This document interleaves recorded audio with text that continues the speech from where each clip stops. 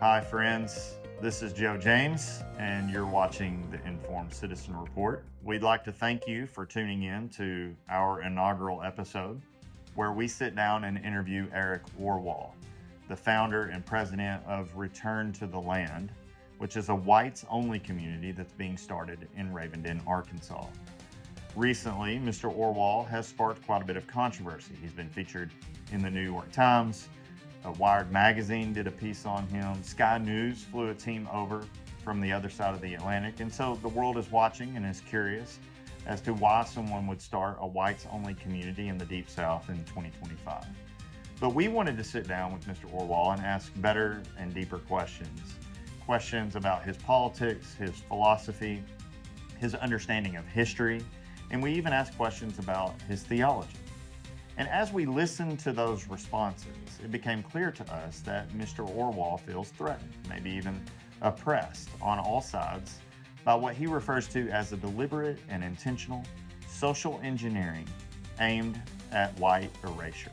And he regards what he's doing at Return to the Land as a protective act against that oppressive force that threatens to overwhelm white culture. We hope that you'll stick around to the end, listen to our questions, listen to his responses, and decide for yourself. As always, like, subscribe, comment, please share with your friends. We want to hear from you. What do you think about the episode? What do you think about the questions and his responses? And who would you like to see us interview in the near future? As always, this is Joe James, and you're watching the Informed Citizen Report. We have questions. Eric, welcome to the Informed Citizen Report. I'm going to get right into it with you. Let's just start with you telling us a little bit about the community. I know you've probably done this ad nauseum. You've had a lot of media in here. But tell our viewers, specifically, we're interested in how the community got started, what motivated you, what's driving you to do something like this. Sure. Yeah. Glad to be with you, by the way. Yes, sir. I've always been interested in intentional communities from, being a little kid living in Southern California. People just felt very isolated and kind of separated from their peers.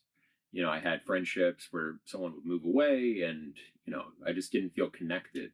Also, my hometown over the years, I just felt less and less a part of it. I moved somewhere else for high school, and then I moved away for college as well. And so, yeah, that feeling of home was something I never really had, and I always felt that I wanted. I lived in a co-op, a housing co-op in Wisconsin for a little while, and they were all very left-wing and didn't align with me ideologically, but I still enjoyed having a community that was a constant, at least during that time. So that was just where I was coming from anyway. And then when I became aware in the early 2010s of the demographic change that's happening in the country, then I realized, if I care about my identity, and not everyone has to, but I think we are allowed to care about our identities. Obviously, non-white people are often encouraged to. Black people can have pride in their people, their history. Mexican people, same thing. So I'm someone, I studied classical music. I studied classical European philosophy.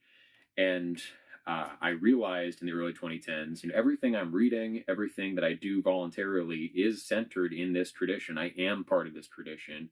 I can either accept that and say I have some kind of obligation to perpetuate that for the sake of my kids and grandkids, or I can just totally abandon it. So I decided I would try to do what I could to preserve the identity that I inherited. And I realized quickly that, no political change from the top down was just going to fix the situation. So the best that I could realistically do is create intentional communities to consciously perpetuate that heritage. And then over the years, since then, I've advocated for that kind of thing. Education has also been very important for me. So I've advocated schools, intentional communities. That kind of was my politics. People come from different perspectives, thinking what's the best path forward. And I've consistently advocated for schools and intentional communities before anything else. And it's something that we can do directly. We don't need permission from the government. So eventually, the group that formed Return to the Land assembled primarily through videos that I had posted that they were interested in, and we started having group chats weekly. And yeah, they came down to help with some infrastructure at my land in southern Missouri that I had at the time. I wanted to have a little camp there, a school, media center, something like that. And so they came down to volunteer, but also had a mind to potentially pull resources together and buy some land and do something down here. When everyone came down, we got along very well, and just one thing led to another, and we found this 160-acre piece of property, and everyone kind of unanimously loved it and loved the idea of doing something at a larger scale. I was just on 13 acres there in southern Missouri, and it would have been limiting for what I could have done myself. So I committed to go ahead and I would sell that land, move down here, and just throw everything in on this model that the legal framework for what we're doing. Of course, we have our private association, that's Return to the Land. And then under that, different communities can affiliate under the association. So this land here is owned by an LLC that we formed when we bought it. And that combination of a private association for people of European heritage and then individual companies that own the land, that makes what we're doing legal, when many people have thought that something like this was strictly forbidden by, for example, the Fair Housing Act. But many lawyers now we've consulted with, and they believe that we have a very strong case, that this is something that's legitimate. It's on private land. It's not a public real estate offering or anything like that. So the majority of the legal framework was arrived at by Peter Seery, our secretary, and I saw it when he came down. He kind of explained it to me, and I said, that's a very good idea. This is more organized than anything that I had in mind. I just had the vaguest kind of concept that communities were good and, we should perpetuate our identity. So those things coming together and the right people and the right resources coming together allowed this all to get off the ground in October 2023. So just a quick follow-up to the legal status. So where are you with that? Because some pieces have come out recently, most recently, I think the New York Times piece, that seems to question whether or not maybe it makes it feel like that's still up in the air. Is that still up in the air, or is it resolved? Well, we're not being sued. We're not being fined. There's no legal action being taken against us. The Attorney General in Arkansas has investigated it and said that according to their preliminary investigation, there's nothing illegal here. So it's not confirmed 100%. I would say many people would argue it's a gray area where, should we be allowed to do things like this? And the law isn't definite. We believe we're doing everything that's in the letter of the law of the Civil Rights Act, Fair Housing Act, all these different pieces of legislation that may apply to our case. But that's all you can do. You can do your due diligence to try to be lawful. But they say that the average person commits how many felonies a day without even realizing it. So the law, can always be weaponized. And I'm sure at some point people will bring it against us. But fundamentally, we have a constitutional right to freely associate. And if in the private domain, in our own private communities, on our own private land, we can't associate with those whom we choose, then I think that's a big problem with our system, because it's not the government's place to tell me how I'm supposed to live my life. When it affects public commerce, when it affects the public domain, then fine. But in my own backyard, on my own land, I don't think the government belongs there. Okay. Let's talk about this moniker of whites only. So every time the media does an interview, the headline is, of course, and it makes sense to me, I'm sure it makes sense to you, what attracts people to want to understand or know what's going on is this exclusive title of it's a whites only community.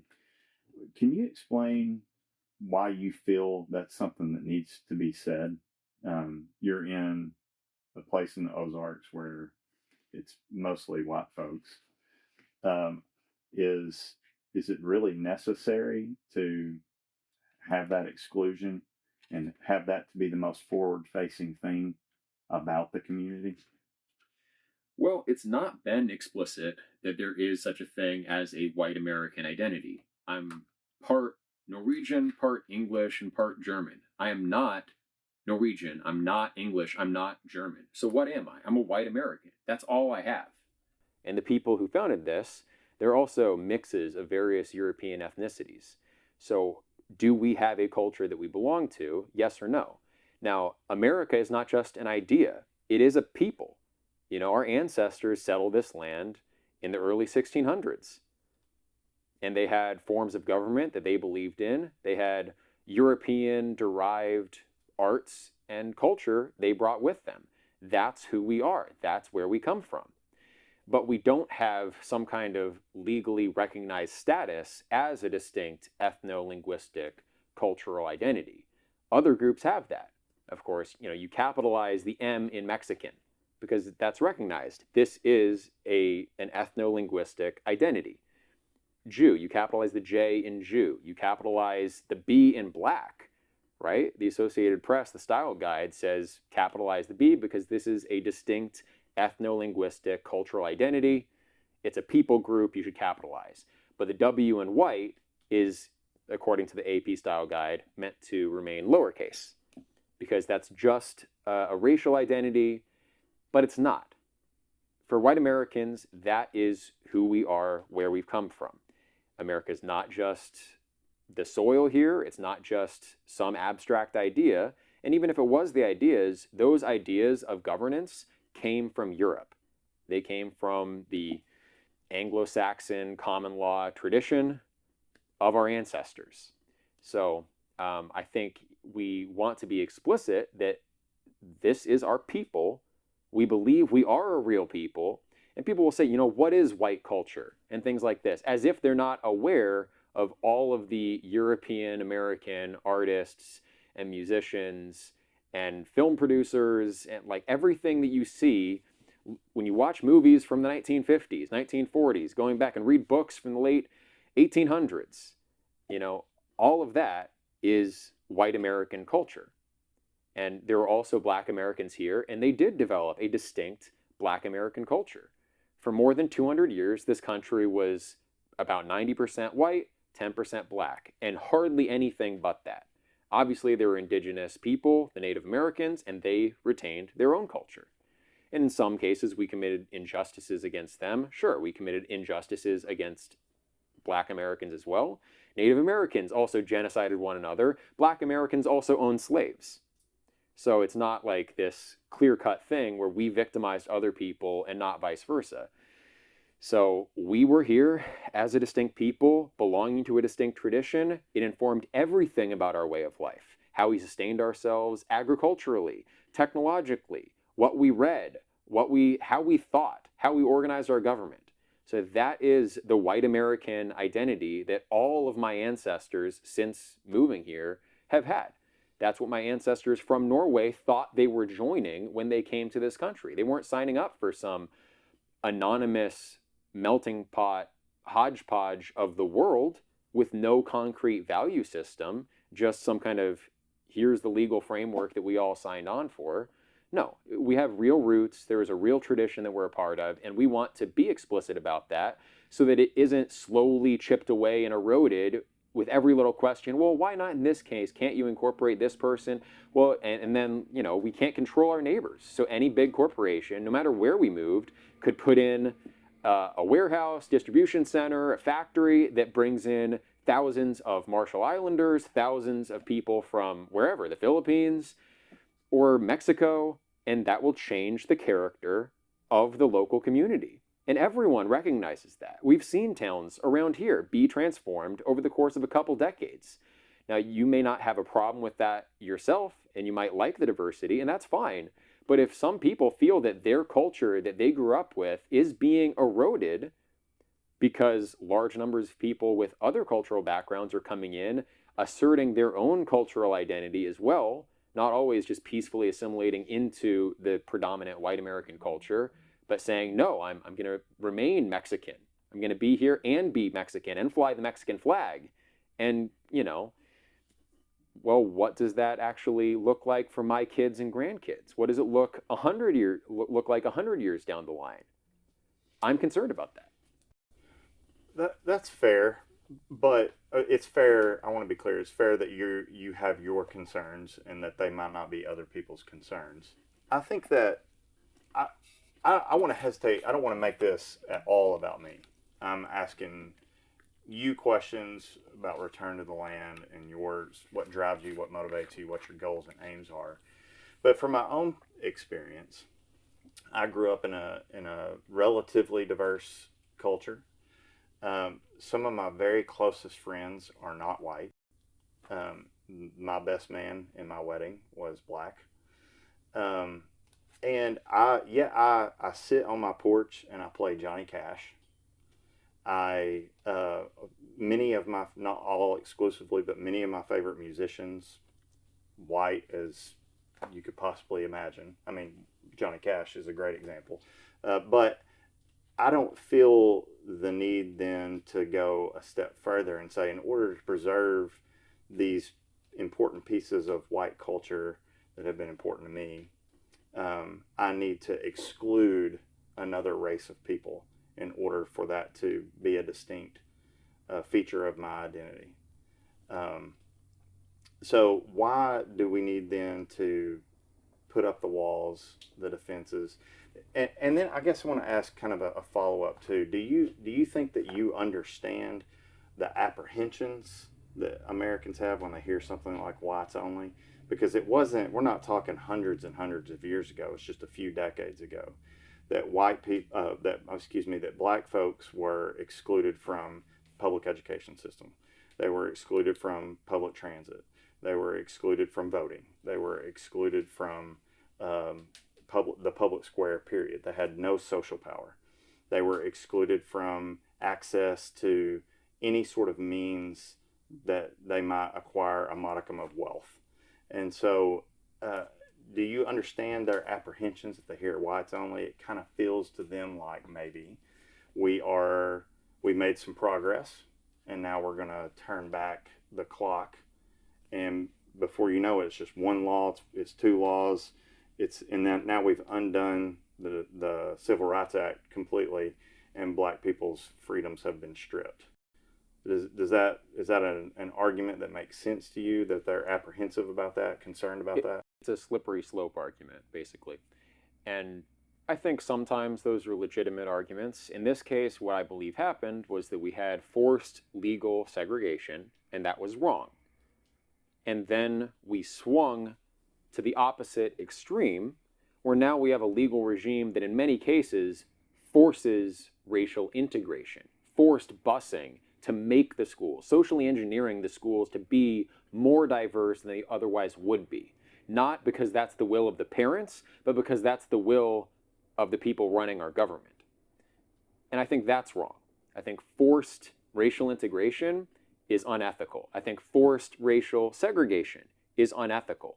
But we don't see the problem with the ethics of the government enforcing this regime because most of us were raised in the public education system where that ethos, that morality is indoctrinated into us from a very early age. We're taught about the evils of Jim Crow, not in this neutral way where we read the source documents and really get inside, or with the Civil War, get inside the perspective of the Confederates. No, we're listening to still basically Civil War propaganda from the side that won, and the winners write the history. We learn about Jim Crow and segregation from the side of the winners of that cultural conflict. And it's a very biased perspective that the vast majority of people have gotten. Most of the media is heavily left biased. So there has been a program intentionally on the part of ideological leftists, in many cases communists, to break down our traditional sense of identity. This is part of cultural Marxism, right? That school of thought where, communism will be possible if we break down traditional values and make a new man. And then that new man will be receptive to this new way of organizing. That's the socialist communist agenda. And there are true communists, like many college professors identify as communists. So it's not like all this stuff is just happening because of historical inertia. It's not like, well, the right side just won out because there's been moral progress. No, interested actors have pushed our country intentionally in a certain direction that is antithetically opposed to preserving our traditional identity and values. And I think that's wrong. So that's why things swung the other way, and now we do have de facto forced racial integration in many domains of life. So I think that's a slippery slope too. Okay, so we're not allowed to choose our neighbors, we're not allowed to choose who we work with. At some point in time, will I even get to have the nuclear family? You know, there are social theorists who write that we should break down the nuclear family and basically children should belong to the state. And I don't want to see that. There's also a slippery slope in that direction. Instead of going to the two vicious means of forced segregation or forced integration, we should go for the golden mean, virtuous position of allowing people to associate freely how they want and to preserve those identities that they value. So why do I think, though, it's necessary to be explicit about that? Why would I stand up for that? Because it's been inexplicit only for white Americans or Europeans more generally now. Like, no European ethnicity, you know, is recognized as an indigenous people group besides the Sami. But like, where do you think the English are indigenous to then? The answer is, according to the UN, according to these international organizations, nowhere. We have no homelands for white peoples. And we're the only people that applies to. We accept that Nigerians have a homeland. It's Nigeria. You know, Liberia, I'm pretty sure you have to be black to even be a citizen there. And there are other ethno-nationalist projects around the world. In Israel, you know, they're a Jewish state for the Jewish people, not just the Jewish religion, but for their Jewish people. They think to preserve their culture, they should have a government that represents them. I'm not even asking for that. And that's excluding all sorts of people on the basis of their racial, ethnic identity. I think you need to draw that line and say, yes, we're a real thing, because if you don't have a clear line around who you are, well, then other people will push into that space and try to tell you who you are. If you don't define yourself, other people will define you. And that's what's happened to white Americans. And what's the end result of that after decades? We're not recognized as a legitimate people. And even though demographically we're becoming a minority, and Europeans in Europe are on track to be minorities in their own homelands by the end of the century, despite that, we're still not a legitimate people with any legitimate interests. We have no, white caucus representing us in Congress. There's a congressional black caucus. There are Jewish lobbying groups. No one is defending the interests of white Americans. And so that's why it has to be explicit.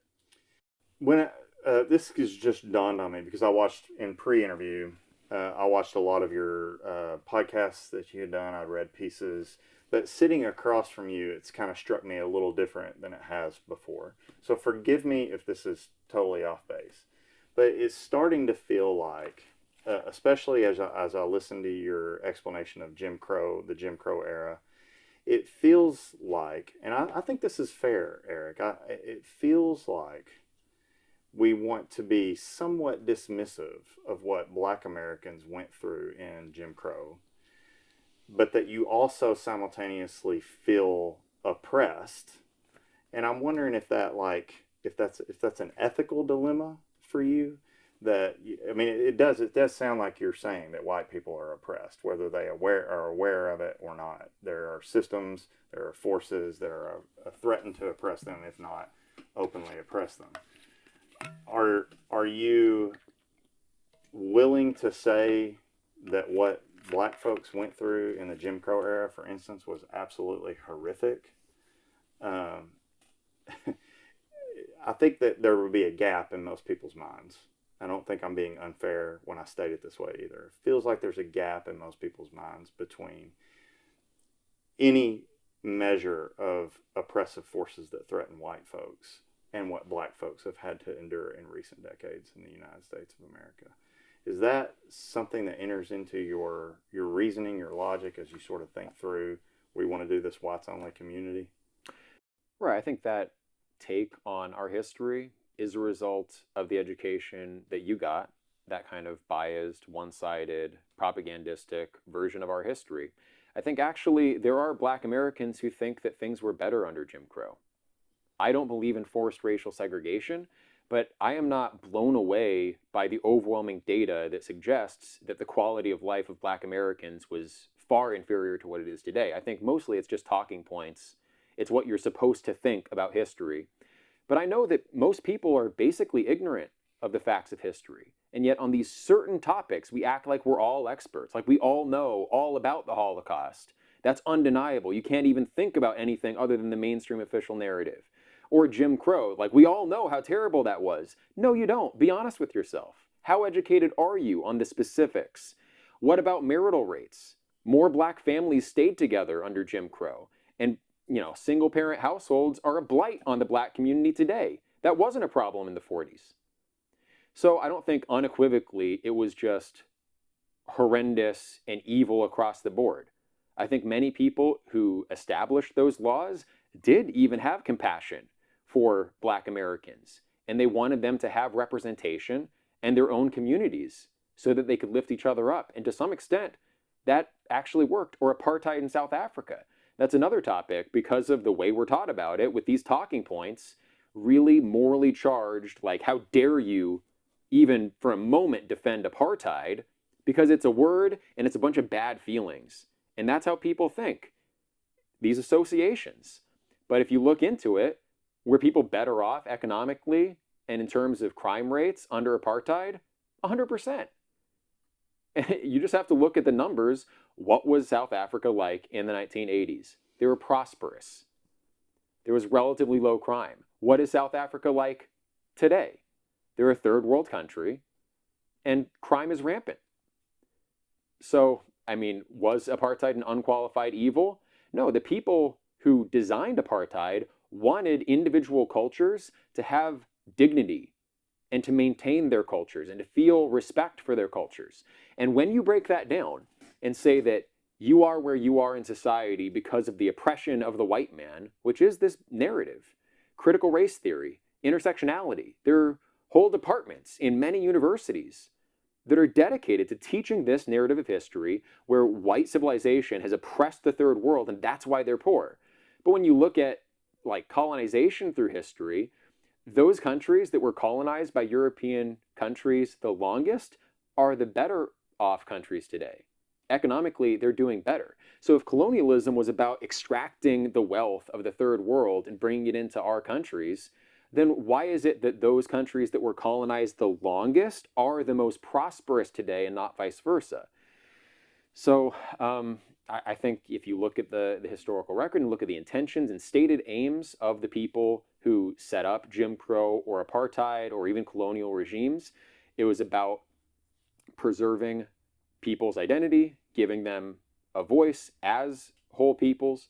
Again, I kind of dropped my point. The alternative is it's oppression from white civilization that has kept you down, and therefore you're entitled to reparations or you're entitled to this kind of compensation, 40 acres and a mule, whatever. Like that mentality, even if there is some legitimacy to it, like slavery, I believe in limited reparations. Like if you are descended from a slave and you know what plantation they worked on and you know where that wealth went, then you should be able to sue someone today who has inherited that wealth for a portion of that wealth.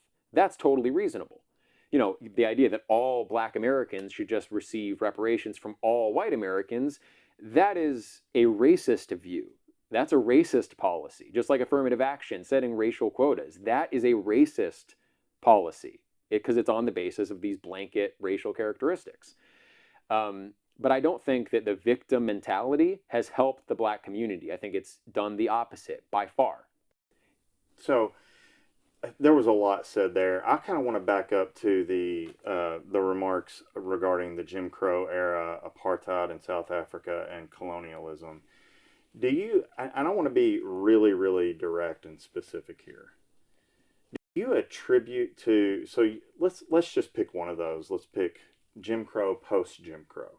If I hear you correct, you're saying Jim Crow, that the idea in my mind that, for instance, that Jim Crow was this awful regime whereby the police function of the state had carte blanche to treat people how they wanted to treat them, to oppress an entire group of people, you're saying is largely propaganda. Maybe not all, but mostly. Okay. So then you made this reference to during the Jim Crow era, black folks had it better than they did in the post-Jim Crow era, and that you're basing that on some data and some statistics. What do you think are the root causes of black folks not doing, as you say, as well as they did under Jim Crow? That's not my perspective, but what would you say would then be the root causes of that? And as you answer that, I want you to deal with one issue for me. Many would attribute you had specifically mentioned the nuclear family in black communities disintegrating. I'm not sure if you're familiar with Ta-Nehisi Coates or the Moynihan report from the 70s, but a lot of folks would attribute that disintegration to still yet more oppressive tactics by the federal government, like mass incarceration, for instance. So what do you, if it isn't things like mass incarceration and yet still more oppressive tactics by the government that oppress black folks, what do you attribute their supposed disintegration to?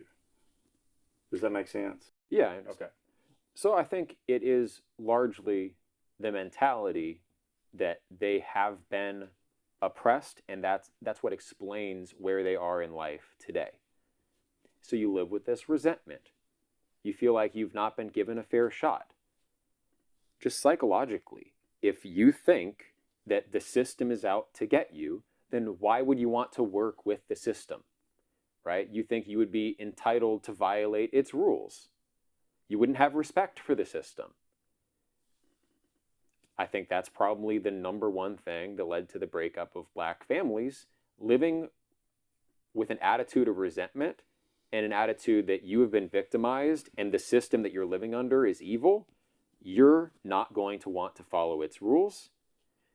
And like Christianity, we Christianized the African slaves that we brought over. And many black Americans have decided that that's part of their colonial, slave history, and they don't want it anymore. And so a lot of black Americans are no longer Christians. And I think that has a direct correlation also with lower marriage rates and more incidents of single motherhood. So I don't think it's necessarily fair to blame the breakup of the black nuclear family on incarceration rates, because if you control for recidivism, judges are not biased towards sending black men to prison. If you don't control for recidivism, the fact that they are more often repeat offenders, well then yes, black men are unfairly treated by the system. But again, from a statistical standpoint, from the evidence I've looked at, it looks like the justice system treats these groups equally, or in some cases is biased against sending white men to prison for the same crimes. But yeah, I mean, I think the chief thing is this mentality. And I think criminality in the black community also, it has to do with, are they accepting our justice system? Are they accepting our values, or do they feel like they've been imposed upon by them? Beyond that, are there, genetic predispositions of different groups to different levels of criminality? It does seem so. There are differences in hormone levels, right? People from Africa have, on average, higher testosterone. Testosterone correlates pretty well with criminality, and other things. But there are real differences between these groups. If you look at every country in the world with a large population of people descended from sub-Saharan Africa, there are high crime rates, and the economic performance is not as high. Now, you can try to explain that by colonialism, but that's basically, it's like a conspiracy of these oppressive factors have kept down all these countries around the world. And if that's the claim, that's the causation you want to put forward in your theory of accounting for the data, well then you have to actually prove that. And when, like I said, when I've looked at the data around colonialism, it looks like colonialism actually helped these countries, did not hurt them. If you try to explain the data of wealth differences between nations instead by looking at something like average IQs, which is highly heritable, then those differences are easily explained and consistent with all the data, and you don't need some kind of explanation that doesn't comport with the rest of the information that we have. But anyway, I mean, I don't think that means that Black Americans can't live in a peaceful, wholesome, prosperous way. I think they can. But it's going to be difficult as long as they continue to think that they have been put upon by this evil white society that has treated them so horribly. I mean, in the US, Black Americans are better off than any other group of African descended people anywhere. So the idea that we have helped, like arguably, from a purely economic standpoint, we helped them. And it's not like they wouldn't have been slaves in Africa. The largest slave market wasn't the transatlantic slave trade. It was within Africa. Black Africans or Islamic, Arab origin Africans selling Black Africans to Black Africans. The second largest market was in the Middle East. It was that Arab slave trade. The third largest was the transatlantic slave trade. So it's not like slavery was a unique evil here. The Black people that came over to this country as slaves, their descendants are doing better off than the people who stayed in Africa. And I think recognizing that and just accepting the virtues of our civilization and wanting to work with it instead of thinking that it's the oppressor, it's the bad guy, that would lead to better behavior. So we just rattled through a lot of topics right there, even back in the previous question. So many, I'm not taking notes, I'm looking you square in the eyes, just listening. It's a hard to take it in. And I think that I wouldn't be doing my job as an interviewer if I didn't ask you this next question. I'm going to warn you, it feels contentious. I do think that it's a legitimate question that a lot of people who will watch this interview would expect me to ask at this point. Do you acknowledge and understand that most people who hear both your answer to the previous question and the one before that are going to think, wow, this gentleman is intensely racist?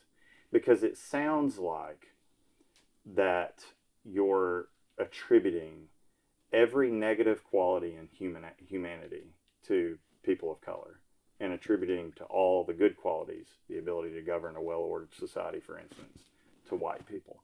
So I guess it's a two-part question. Do you understand that people regard that as intensely racist? Not just mildly racist, but intensely racist.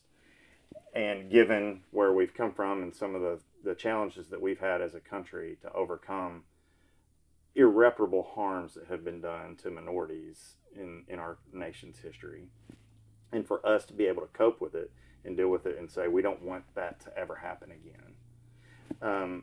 Do you understand that people regard that as racist? And I think another question that I would like for you to deal with is, well, let's just start there, if you don't mind. Does that compute for you? Do you understand that you're regarded that way? Yeah, I fully understand that many people would regard me as racist for the things that I'm saying. Okay. They can call me racist, but can they call me wrong? Can they refute the point? Because I believe what I believe because of the evidence that I've seen and the arguments that I've heard. So I am willing to address individual arguments, but the fact that what I believe is offensive to someone doesn't mean it's untrue. Like I said, I think that people have perceptions of how minorities were treated in this country, largely because of a propagandistic system that has been placed in our public schools consciously by those who have an ideological agenda to break down our traditions. Intentionally so. And I could cite specific people who have made that case, and that's what they're trying to do. So if my theory of history is right, then I should expect that people would be not so willing to hear what I'm having to say because they were taught these things about history from the time they were small children. So, they don't question it. Do you have black friends? I have had black friends in the past. I don't know any black people in the area now. It's a very wide area, obviously. I asked that for a reason. I have black friends. And when I hear you talk about how, for instance, there's been this propagandized initiative that was organized, it was well thought out, it was purposeful to tell me how bad Jim Crow is. Do you accept that I personally know black people that lived through Jim Crow and can verify and validate for me firsthand experiences under Jim Crow era laws that it was horrifying, evil, wicked, wretched, terrible conditions for black folks to live in? Yeah, many black people feel that way about Jim Crow, but other black people think that things were actually more peaceful and prosperous in the black community under those laws. So if you saw, because you say you rely strictly on data,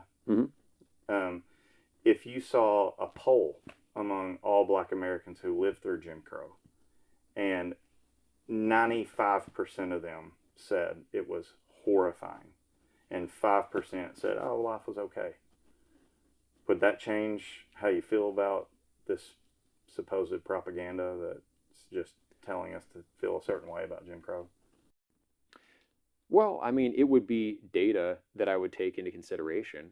But Sure. It wouldn't change your perspective that there's been a propaganda movement to make us think that Jim Crow was far worse than it. That same propaganda movement has been applied to all Americans. So if over the intervening several decades, everyone around you is using these same propagandistic perspectives, then you'll probably come to view your own history through that lens because that's the mainstream view. So, there would be a confounding effect where if it's propagandized, people will look at their own anecdotal, personal observations through that lens. And people do that. It's confirmation bias. Once you introduce a theoretical worldview, then now when you look at the data, you're not just impartially looking at the data, you're looking through your own theoretical lens, as I do through my theoretical lens. But I try to be self-conscious about it. There's no such thing as like raw data with no interpretive framework, because by the time you understand it and bring it into your mind, you've interpreted it to some degree, and that's in light of your other theoretical priors. So, yeah. Well, so let's I don't want to move on from Jim Crow, and I actually may have more questions coming back to the issue of whether or not it was propaganda. That may, I'm still processing what I'm hearing because I've actually not heard that before, and so I'm still processing that a little bit. But we can pause it for just a minute. I do want to come to something before I forget, because you have mentioned it came up in the New York Times piece, it came up in the Wired magazine piece, and it's come up in our discussion here. I'm hearing you self-identify as a Christian. Is that accurate? Right. Okay. Does self-qualifying as a Christian, I guess, let me be vague for a minute. Forgive me for my vagueness, but how would you define a Christian? Well, I mean, you place faith in the teachings of Jesus and the person of Jesus. And typically, you would believe in the divinity of Christ as well. And I do. Okay.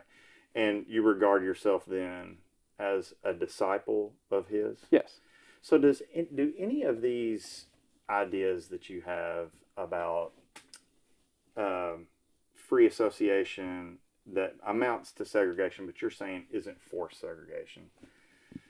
So if I'm hearing you correctly, you're against forced segregation, you're against what you call forced integration, but this free association you think is some sort of third way between those? Okay. So does the teachings of Jesus, are those hard to reconcile for you with segregating yourself that way? And I mean, Jesus himself said that he came specifically to preach to the lost sheep of the tribe of Israel. Mm-hmm. So Jesus did discern along ethnic lines. That he spoke with not just descendants of Abraham, but more specifically descendants of Israel. So he was very conscious of his blood and his tribe in his racial identity and the moral obligations that he acknowledged came with that. So, and if you look at Christian history, by and large, nations were converted together. In the Orthodox Church, there are national churches, and it's been a traditional teaching that, you know, each nation, like God created the nations. He didn't create a bunch of individuals. Then the word nation means, well, from the Latin natio, coming from common birth, right? Like natal. So you're talking about ethnic groups. You're talking about people of common descent. That's the unit of society that God created. And nations would convert to Christianity as nations, and then they would have national churches. Thomas Aquinas taught that you have a principal obligation to, obviously, God, but also your family, you know, your parents. And as an extension of that filial obligation you have to your parents, you have an obligation to your extended family and to your kin and to your nation. So Christianity does not entail a strict universalism. In my view, that's not consistent with Jesus' own behavior, and it's not consistent with the history of Christianity. What do you make then? So when you move beyond the four Gospels and you get into Paul and some of the other apostles are establishing these outposts of the kingdom of God all over the ancient world. As they did that, it's very apparent that what occasioned the letters that are written in the New Testament was conflict. And quite often, the conflict that arises in those koinonias, those communities that they have planted, is a racial conflict. It happens in Acts, early as in Acts, as Acts chapter 7. It's what occasioned at least the letter of Colossians, Galatians, certainly. Many of Paul's letters are occasioned by a conflict that is described in biblical language as a conflict between Jews and Gentiles. What do you make of Paul saying, admonishing these congregations to say, remember your baptism.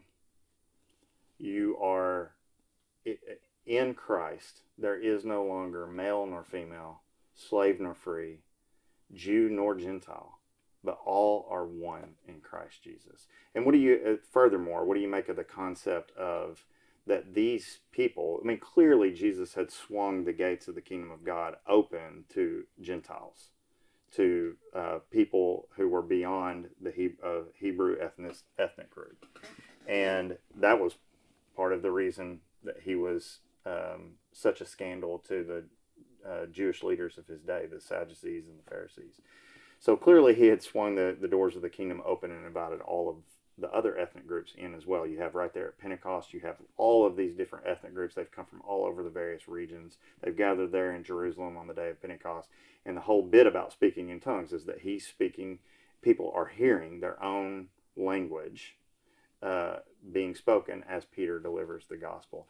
All of this seems to indicate to me, and Eric, I have to be honest, radically so, a different vision from what you are reaching towards here with a whites only community.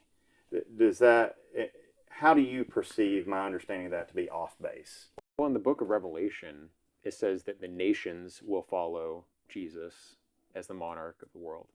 So the nations will still exist. And it's still that same root, which means ethnic groups. So that is part of God's design. Paul said, you know, there's neither male nor female, but also laid out a bunch of specific commandments that apply to how women should behave and how men should behave. So there's a difference between how we relate to our Creator and, you know, the mediator to God the Father through the Son, and the way that we relate to each other. One is the secular order, the other is sacred. In like Platonic terms, the way that we relate to a more unified, universal reality is more egalitarian. Everyone participates of unity. Everyone, across the board. No one ethnic group has a special connection to it. So reality is kind of structured like this. At the very top, there's one God, and then there's the Trinity, and then there's pantheon of, well, I shouldn't say pantheon, but a group of angels, and then the numbers kind of widen as you go down, but it's still structured, it's still organized and ordered into types, and God did that. He gave names to the different types of animals and the nations of men. He created. He made it part of human nature that these different ethnic groups would continue to form. I think creation is an ongoing process, and so God creates the natural order that then manifests. So what we find in the natural order in all species is they differentiate according to their local environment. They make decisions too about how to reproduce. So that combination of sexual selection and natural selection breeds a certain type in a certain location. And that's part of God's design. That's clearly the case with human groups. Like white Americans didn't exist before, but now they do. Or black Americans didn't exist before, now they do. People naturally group up in this way, and God is not undoing that natural order. There's kind of a double entendre in saying, he's not going to undermine the Torah as in the law. The Hebrew word for the Torah also meant natural law. So it wasn't just the documents of the Old Testament. It was also this natural law. So Jesus didn't come to abrogate the natural law. He came to fulfill it and connect. Yeah. In order for me to be clear in my Sure. understanding here, because we just brought natural law into it. Yeah. So are you saying that part of the natural law, because I agree with you that the Torah deals with that law in the Hebrew imagination, the Old Testament, in the theological imagination of God's people, the law has not just been exclusively Torah, but has also included this idea of natural law. Mm-hmm. I think I'm agreeing with you about Mm-hmm. this. That, in my understanding, the natural law has included things like, just by way of example, you reap what you sow. So Mm-hmm. if you go around treating people terrible people will inevitably treat you terrible. You just kind of get back what you put out into the world. Right. And that's part of the natural law. And when Jesus Mm-hmm. says, if you live by the sword, you die by the sword. So if you're living by violence will probably visit you back. Mm-hmm. This is to be expected. That's what I think of when I think of natural law. Are you saying that it includes natural racial divisions? Yeah. Yes. It includes all the natural kinds Okay. of species, kinds of human cultures. God didn't just create, in my view, and I think the majority of classical theists, arguably, if you go to the first years of the church, most people were young earth creationists. But anyway, I think God's creation is everything that is structuring the world now. There's the idea of the logoi. God creates not just through the logos, but through the logoi, the formative principles. In Platonism, it's this concept of the logoi. It's used by Plotinus, used by others. Same Greek term. Maximus the Confessor is Yeah. big on this. Mhm. Yeah, so all of the structuring principles, that's about the kinds that will instantiate in God's creation. So yes, what we observe here, how we classify breaking nature up at the joints, as Plato would say, all of that is natural law. So let me then get back to the issue that I brought up with, for instance, Paul's letters. Mm-hmm. But clearly in Paul's letters, these communities are constituted by people of different ethnic groups. And it's a little more than I stated too. He encourages them to overcome their conflicts by not regarding those identities as more important than their identity in Christ. For instance, Mm-hmm. you brought up the male-female thing, and you had said, okay, he says that there's no longer male nor female, but all are one in Christ Jesus. Mm-hmm. But then you pointed out that he also mentions that women have these certain roles, men have these certain roles. Mm-hmm. So in the social order, Right. I think this is what they call the household code. Back in that's what Bible scholars refer to, the household code. Mm-hmm. How you organize your family life and your marriage and your relationship to your children and so forth and so on. And that actually seems to, at least on the surface, kind of enforce my point, or my question rather, to you, that if there is a conflict, he's saying the identities of male and female do not supersede our common brotherhood, sisterhood, familial relationship in Christ. Right. He seems to be saying that Christ, our relationship to Christ, and therefore one another, is prior now Yeah. to our racial distinctions. And It I'm is. asking, how does that square with your desire to have a whites-only community that you say is at least partly motivated by a return to what you call traditional Christian values? Well, not just Christian values. So Return to the Land is an association for people of European heritage who want to live by traditional European values. So you can be a European pagan and join our association. It is not a religious association. Okay. Traditional values are different from, the moral teachings of Jesus specifically. I subscribe to that, but not everyone in the association has to. Just like a Christian can go to work for a company, it doesn't have to be a Christian company, but they'll have their own policies and things. So I don't see any conflict, though. I agree that our relationship to God is prior to our relationship to our own mother and father, right? God knew us before we were born. They only got to know us once we were born. So those are, superior and subordinate, but that doesn't mean that the things that characterize the subordinate aspects are rendered null. It doesn't mean that that is abrogated. God creates the nations. He, like Jesus himself, had in his own mind an ethical obligation to his own people first. And, like male and female, there are real obligations that continue to persist. None of that's abrogated. Now, if it conflicts with your relationship to God, then it becomes an issue. But also note that I said, our identity has been intentionally attacked. And if you look at Europe, Europeans in Europe will become minorities in their own countries in the next 100 years unless radical things change. So I don't think that's by accident. I think that's by policy, and it's been done on the part of actors who are hostile to our traditional nations. God created those nations. I think we have an ethical obligation to preserve what God has created. I think the white American ethnogenesis, creating a distinct people here, is relatively recent in historical terms, but I fully identify as that because what else would I be? What else would many of these people here be? We are white Americans. That's our nation. That's what God gave us. That's our people. And so, preserving that and also preserving our obligations to Christ and God the Father beyond him, there's no inconsistency. So let me, I don't mean to press too hard with this. This will be the last sort of Bible verse that I bring up with regards to this, but this one keeps replaying in my mind as I listen to you speak. I just want to emphasize, and maybe I just need to come out and be a little more direct and say, that does feel like not only a mild contradiction, and I'm not saying that your thought is contradictory. I mean, I think you have it worked out.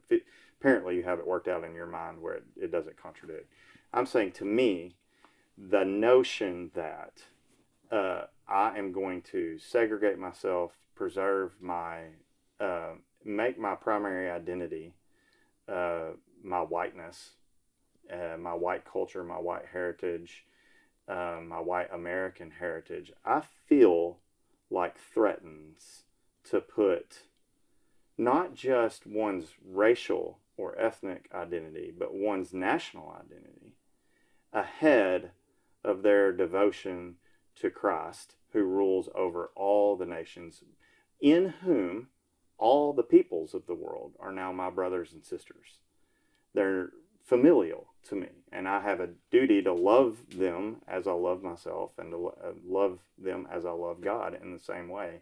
And the verse that keeps playing in my mind, in Paul's letter to the Ephesians, he says that the reason for the cross was so that God, and he's already highlighted that there's this ethnic conflict between Jews and Gentiles. And he says the reason for Jesus' crucifixion was that he could put to death the enmity that exists between the two ethnic groups and make peace, reconciling them. It feels like what we're doing here at Return to the Land is exacerbating the enmity that exists between ethnic groups. Why aren't we focusing on Paul's commandment to be ministers of reconciliation, and why can't reconciliation be directed towards ethnic division? We're not a church, we're a neighborhood. Okay. And in ancient times, ethnic groups lived together. For all history, you go to any primitive tribe, they're all of one ethnic group. Racially homogenous, ethnically homogenous communities are the way that God's creation has always operated. So those particular enmities between Jews and Gentiles, those are those communities in church communities where ethnic ties were threatening to be superordinate to their religious commitments. And in that context, you have to rank order them correctly. Now, if we were a church doing this, then that might be an issue. But we're not a church. We don't have a church. We all go to different churches. And I won't refuse to go to a church because there's someone of another race there. We are humans first. Mm-hmm. And then we're members of our particular race. And then we're members of our particular nation. But the point is that our nation is not being defended by our government. And that's the way other nations through history have always been. Nations exist, or governments exist, to protect the people, that people, not just anyone around the world. Why does a government exist? For its people. Governments don't have an obligation. I mean, the United States government seems to think it has an obligation to send billions of dollars everywhere around the world trying to help everyone. But no, the United States government should exist to serve the American people. And that's not just white Americans, because our government, we've been through this transformation in the last 100 years, where now there is no one, nation in the ancient sense that this government serves. Really, it's an empire. It's on the scale of an empire. It's not a nation state in the classical sense. And so we have a different kind of imperial obligation for government. But in the meanwhile, our particular actual national identity isn't protected by anyone. That's why there's an ethical obligation for me to do this, for me to want to organize to defend my interests, not just as an individual, as an ethnic group. Other groups do it. Jews organize for Jewish interests. Black people organize. There's a Congressional Black Caucus. Mexicans organize. They work together. They hire each other. Indians organize. All these other national identities have a sense of nationhood, have a sense of peoplehood, and they work for their common self-interest. Mm-hmm. Now, if I don't do that with my children, their children will not have a group that's looking out for them. So, I far from, I am deviating from God's moral commands in trying to look after my own people. I would say I am fulfilling God's design and his natural law by tending to what is actually within my power to affect. I can't help people all around the world. I'm not all around the world. I can't bilocate. I'm here. I'm here and I belong to a particular tradition. Now, I can benefit that because I know that. I know my children. I can benefit them more than I can benefit your children, right? I have an obligation to what I can personally affect. And if I don't look after my children by giving them a group identity where they'll have people looking after them, then I'm not doing my duty as a father. I'm leaving them to defend themselves as individuals in a world that is, in fact, filled with groups that are looking out for their self-interest. And it's against natural law, what we've seen in this country, the breakdown of our natural identity as white Americans, where we don't exist as a distinct people. People question whether we have a culture. They question whether we are even anything, right? What is whiteness? Deconstructing whiteness. That's all I have. But I don't think God made a mistake in making me this way. I think he followed the same blueprint he's followed for all time. There was a people created here, the white American people, my ancestors for generations and generations. They're buried in this soil. They lived according to this culture. And I cannot simply abandon that because, well, I'm supposed to prioritize Jesus and God. No, God created the nations. I am honoring God when I honor my national identity and try to protect it rather. Okay. So I promise this will be the last bit along this line. And I also hope that you take this in bona fide good faith here. I'm not trying to be argumentative or contentious, because that's not what we do. But I just want to go back to that initial statement you made when you responded to my question about being ministers of reconciliation, and that reconciliation should extend between the ethnic groups. You said, well, we're not starting a church, right? But this is a neighborhood. And I know you're not only interested, but can regard yourself as an expert in Aristotelian, Platonic, ancient Greece, philosophy and things of that nature. So I know you take ethics very seriously. What would you say to the rebuttal that seems a little bit along the lines of someone saying, if someone said to me, well, Joe, you're being greedy at work. And I say, well, that's at work. I'm not greedy at church. I don't know that the call to be a minister of reconciliation and have that reconciliation extend to enmity that exists between ethnic groups stops when you leave the church. I think it extends to, God intended it to extend to neighborhoods, to workplaces, to culture. I don't think God delights in enmity that exists between ethnic groups. And what I'm asking is, does a whites only community exacerbate that? And if you don't mind, at the end, when you respond to all that, sorry, that's a lot. At the end, if you don't mind, when you respond to all that, I would like for you to respond to a very much more direct question. Would Jesus start a community that excluded on the basis of race? Jesus, as the Son of God, represents all of mankind. So no, he would not do that. He is the archetypal man, right? And as archetypal man, he wouldn't create a community specifically for one ethnic group. We're not Jesus. And as I've said multiple times, it's in the Bible. You can see it in Revelation. It's not like the nations disappear at some point. There are always the nations. From the beginning of the Bible to the end of the Bible, God created peoples. And those peoples are part of natural order. That means they have ethical obligations that come with their station in life, just like women have ethical obligations that come with their station in life.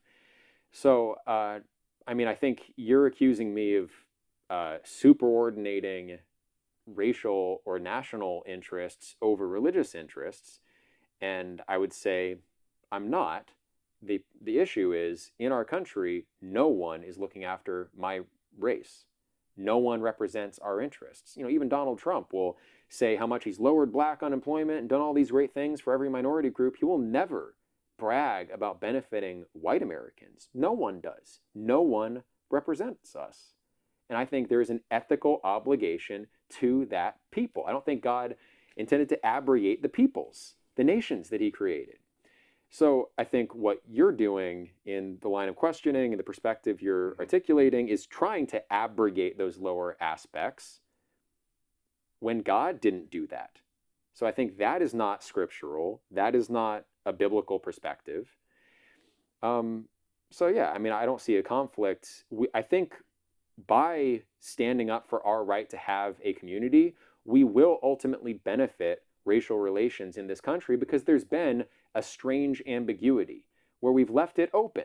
Okay, well, what exactly are white Americans as distinct from these other groups? Because we were the background culture, right? Every other group comes in, they have a culture, they have their flags they can fly. When there's a multicultural day, they can represent their culture. But white Americans are left out of that. Like, I wasn't invited to represent white American culture in Multicultural Day, but that's what I was. So do I have no culture? Do I belong to no one and I'm just an individual? In which case my kids will be at a disadvantage in life because other groups will group up and look after each other and my kids will have no one? I think that's wrong. I think I would not be doing my duty as a father if I didn't look after my children and defend our right to have our own spaces and perpetuate our own culture. That's why this kind of community is necessary.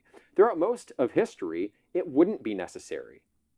right? Because ethnic groups just lived together, and there wasn't this, top-down social engineering project to diversify the country. When the Hart-Celler Act was passed in '65, the American people were told this would not impact the demographic constitution of the nation. People back then were concerned already about letting in immigrants from all over the world because that would denigrate their culture of their nation that their ancestors built. And the government lied. It said, this won't impact the demographics. In fact, it did. It's because our government lied to us and because special interest groups have lobbied the government to enact this kind of social engineering project to deconstruct our identity and flood our country with foreign peoples with their own culture and identity. It's because of that I think I have a special moral obligation to create a place that is explicitly for us. Because like I said, no one else is looking out for us. Do you acknowledge that white Americans have a right to exist as white Americans? And do you acknowledge that there is a conscious effort to deconstruct our identity and delegitimize it? Because I think that's the other side of the moral equation. Like, do you acknowledge how black people feel? Well, yes, I do. Do you acknowledge how many millions of white Americans feel when their ancestors are being called colonizers and not the indigenous people and not, like even in Europe, right? Do you acknowledge that attack on white people? Because too many people ignore it. And I think that right now is happening. It's not 70 years ago. Right now, white people are becoming minorities in European countries. In Europe, right now, white Americans are becoming a minority in our own homeland. Is that an issue? Well, so I think that for me, I think what's interesting when you pose the question back to me, can you make? I want to make sure that I get those two questions. Or there was two questions in there. Do I acknowledge? And there were two things. Do white Americans have the right to exist as a distinct people?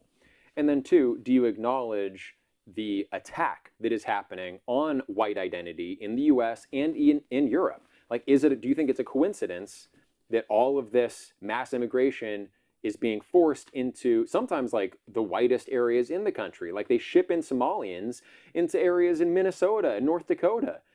Like, there is a social engineering project to destroy our identity in Europe, in America. Do you acknowledge that that is a conscious thing that's being done to us? I don't. I do, however, feel like there may be an issue with what I would regard as neoliberalism or hypercapitalism, whereby massively, outrageously, obscenely rich corporations are willing to do anything to find the cheapest imaginable labor. And I don't think that feels to me like a particularly, as you keep using the phrase, socially engineered with a specific agenda of denigrating the white race somehow. I also think that, and I'm just trying to be honest like you asked the question. I also think whenever, for instance, you brought up the specific example of when white people are referred to as colonizers, I don't feel personally attacked there.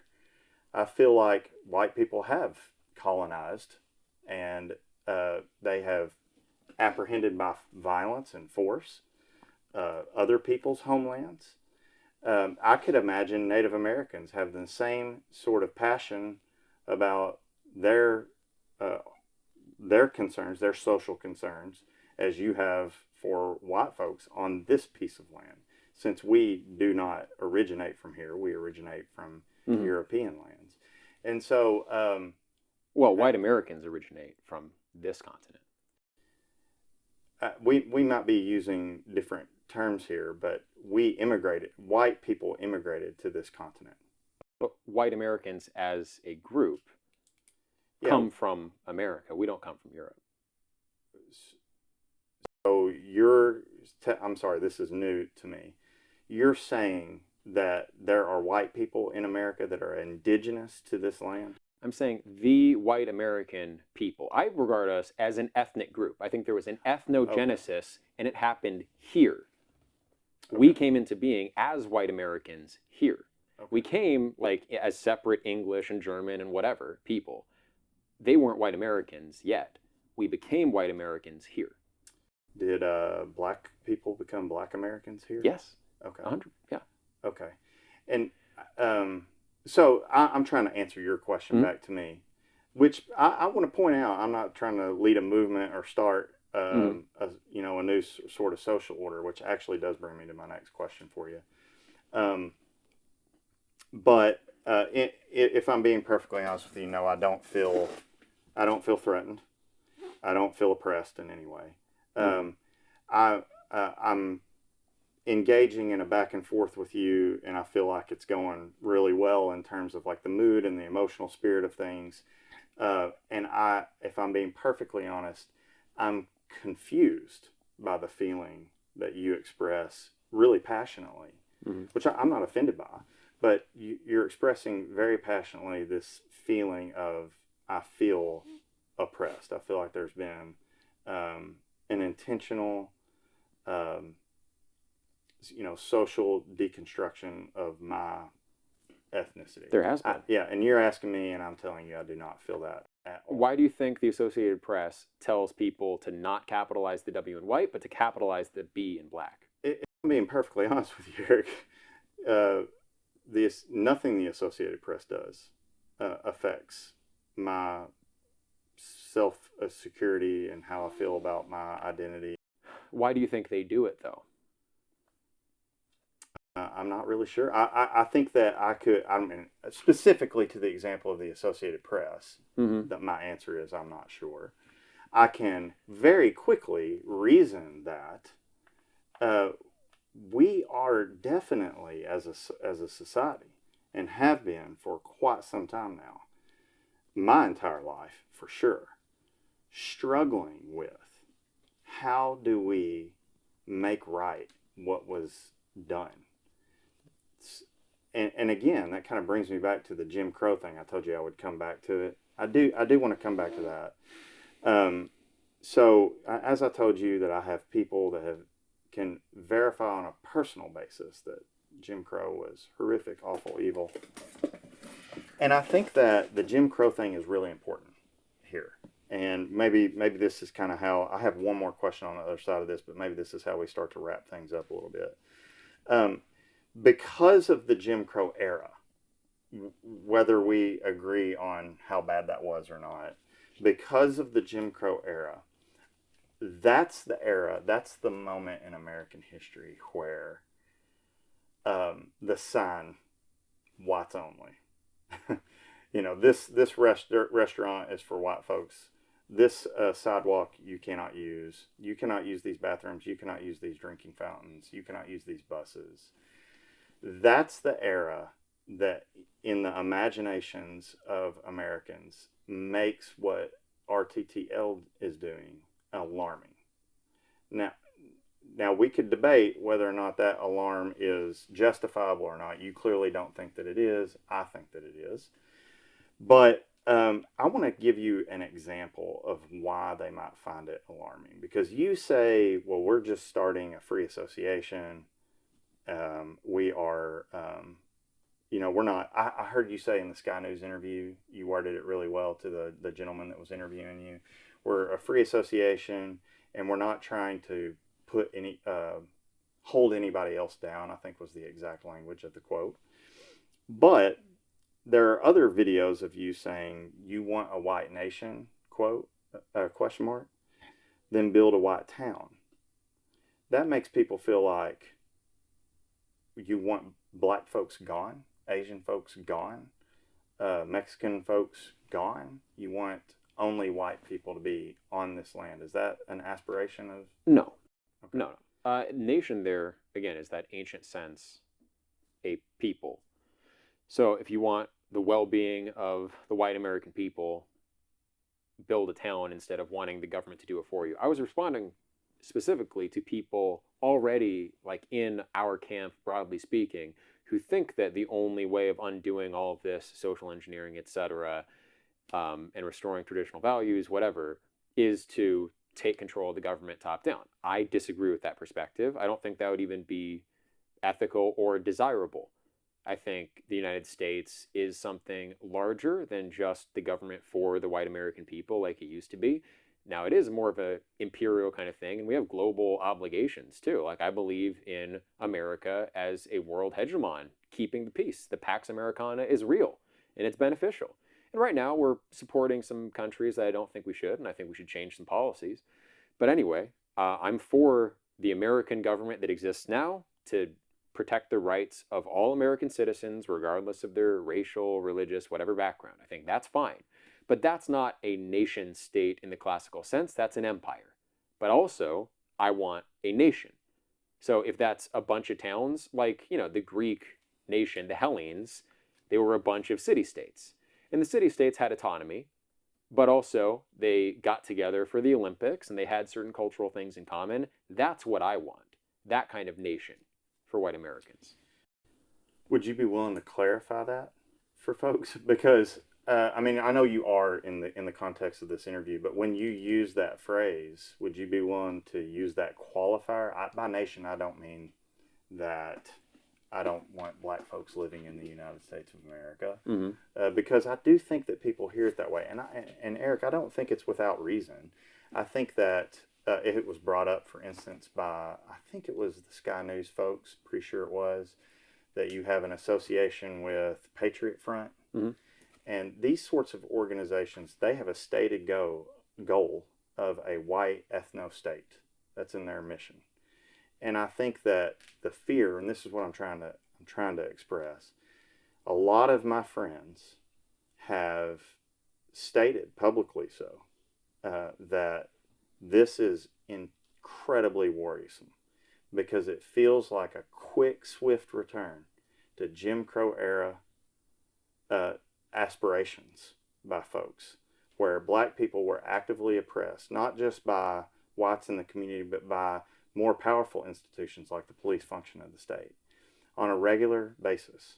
And it feels like that a long-term vision is we want you out of here. We want we have a whites only commune. Next, we want whites only towns. Then we want a whites only nation state. And if you're saying, I don't mean that by nation state, are you willing to regularly clarify that? I'm not going to police my language. No, in that context, I was speaking to people already on my side. I said, you want a white nation, then build a white town. For that particular rhetorical instance, I think it was effective for my intended audience. If other people take it out of context, that's not my fault. Do you understand their fears around aspirations for dominion, domination? Yeah, I understand why people would be concerned with that, and that's white supremacism and white nationalism in one sense of the term. And I'm not a white supremacist or a white nationalist. I am a white identitarian. I believe our identity matters. But I would also say that there's moral concern in that direction and fear for minorities' interests. But then on the other side, you look at what's actually happening to the white community, and we are losing our economic power. We are becoming, relatively speaking, less prosperous, higher rates of drug abuse, higher rates of suicide. People are less happy in the white community, and I'm concerned with that. And also just, carrying out the demographic trajectory, do you want your great-grandkids to live as a small minority in their own homeland? That's what it's going to look like in Europe. That's what it's going to look like in North America. So just like you want me to acknowledge and understand that people are concerned about what I'm standing for, I want you to know there are millions of people who think my way, who think that you are betraying your race and not doing your obligation to your own children and grandchildren. So it goes both ways. Sure. This can kind of tidy up the conversation a little bit and wrap us up.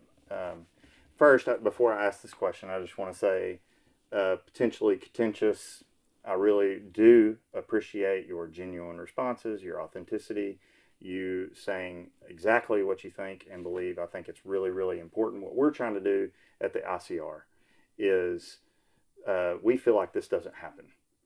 And so we feel like that too often someone's trying to get you saying just that right thing, and we post that up, and then people feel, oh, I'm against that, so now I feel good.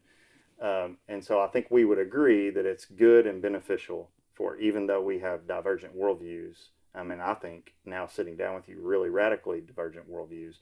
Nevertheless, it's good for us to sit down to ask questions, to try to understand, right? I think that, so in conclusion, to wrap up the conversation, I think my final question is, just right there at the end of what you were saying, you mentioned some specific ways in which white people are struggling. I can't remember what all you listed. You may help me recall the list, but do you mind to go ahead and recall that list of? So economically speaking, Sure. we are worse off relative to other groups and also on a global scale. America, when it was a 90% white nation, was by far the most prosperous nation in the world. Now our purchasing power parity has declined, and within the country, white Americans as a demographic, our relative economic power has declined. And then you mentioned some other things. Yeah, well, drug abuse Drug is higher than in the past. Suicide rates, especially among young white men who feel this issue more saliently than other white people. Like, you're older, you're established. A young white man who's trying to make it in life now, he's facing a context where, less than 5% of people hired by Fortune 500 companies are going to be white men. And that's by a conscious, intended design. He will be discriminated against legally through affirmative action because of his skin color, even though he's not born with exceptional privilege at this point in history. He's just some white guy, but the system will try to keep him out, and it will see him as a white man. And they feel that. So they're killing themselves. So they're getting high and playing video games instead of engaging in life. And I feel that because I'm more of that generation. Like, I'm a millennial, and we still had a shot. Some of these younger Zoomer guys, it is really rough for them. And no one's thinking about that future. So my question then back to that is, I guess, again, it's a two-parter. Are you saying that you attribute that to multiculturalism? The economic prosperity of the United States, I think, has been hindered by multiculturalism objectively, because many of the people who have come in are not net tax payers, they're net tax recipients. So we have imported a class that is less productive on average, not as individuals, I mean, case by case, right? But on average, less productive than the Native American, white American people. And as far as the well-being of society and trust, there are all sorts of studies that show that when you increase racial diversity, cultural diversity, people trust each other less, and that's harmed the culture. And I think the knock-on effects of that is that the cost of doing business goes up because crime goes up, people have to take out more insurance, people don't feel safe, and what people desire also changes, Why doesn't it come up this way instead of it always being about multiculturalism? Why doesn't it come up that since 1980, $21 trillion of the working class's money has been transferred from the working class to the top 1%? It doesn't seem on the surface to have anything to do with multiculturalism. Maybe it's that the economic conditions have been increasingly favoring the super rich. I'm not talking about people who are immensely wealthy. I'm talking about the billionaire class. Why does multiculturalism always come up for you and not abuses of power at the corporate state level, the changing in laws, the not looking to see what giant, massive multinational corporations are doing anymore? Mm-hmm. The things that we know facilitate this massive transfer of wealth to the top 1%. Why don't you fixate on that as a source of potential oppression or barriers? Mm-hmm. Yeah, I have talked about that. Okay. And there is a contrast between international finance, which that's the class that you're really talking about. It's not like American billionaires that are running the show primarily. We have a lot of billionaires, obviously, a lot of them are dual citizens with other countries too.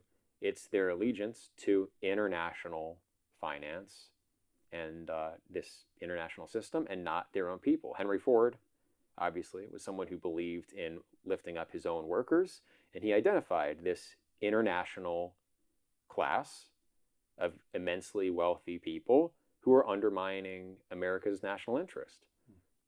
So yeah, I think it is an issue. But you still attribute it, even that, to multiculturalism. At least, maybe not as the primary source, but it's tangentially connected. Well, yeah, what you're talking about, the international financial system is not the national economy, right? So you can either cater to international finance and international corporations, and that's the billionaires you're talking about, and that's a multicultural project. It is. Or you can be protectionist about your national economy and lift up your native workers and try to compensate them. The United States in the 1920s,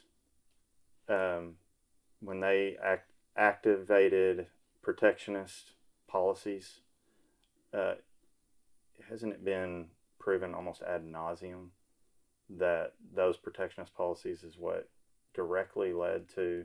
No, I don't think so. I think the introduction of the Federal Reserve and trying to meddle with the money supply is really the issue there.